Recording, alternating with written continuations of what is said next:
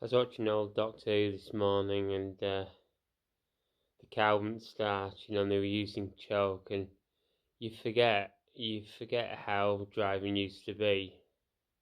Now you get in the car, just turn the key and it starts. But back in the day, you had to pull the choke out. Because they weren't automatic chokes. They were just and you had to pump the gas, and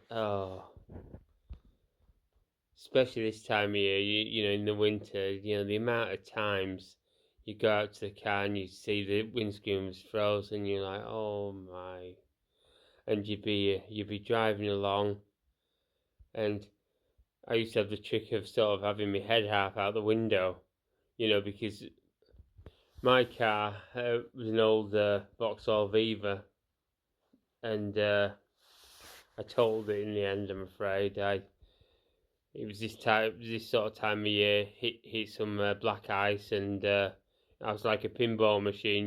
Went across the road once, came back across twice, went down an embankment, hit a wall.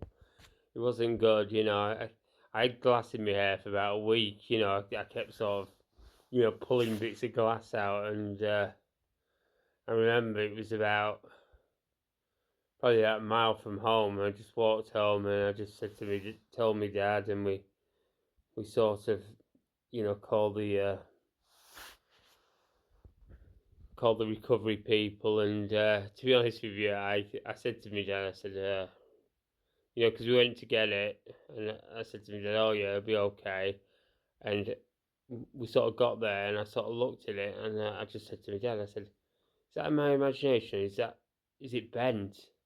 And it was, because first thing that had happened was that I hit the wall, and I heard this bing, and it was the back window flying out,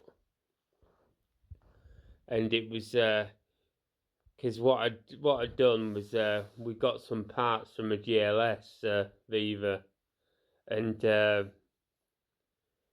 believe it or not, in those days, your back windscreen wasn't, you know, a heated back windscreen wasn't standard. It was in an exclusive model. It's just. Yeah, but anyway, I'd drive to work in this Viva, and the windscreen had just defrosted as I'd park up in the car park 8 miles away, and it was always the same. And the amount of times, because typical boy racer, but in a car that was never meant for that sort of thing.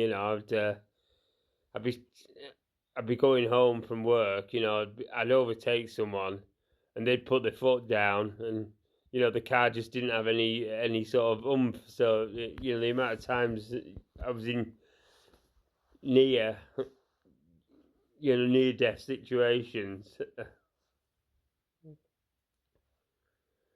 because I hate that. I hate when when you've been sort of behind someone, and they sort of impeding your journey a bit, and you overtake, and all of a sudden they decide, oh yeah, the car's got another gear, and you're sort of trying to overtake, and it doesn't happen with me these days very often, but in those days, it was terrible. But it does. It just, as I say, this is like early '80s, and yeah, I was like, oh yeah, I remember that. Good memories.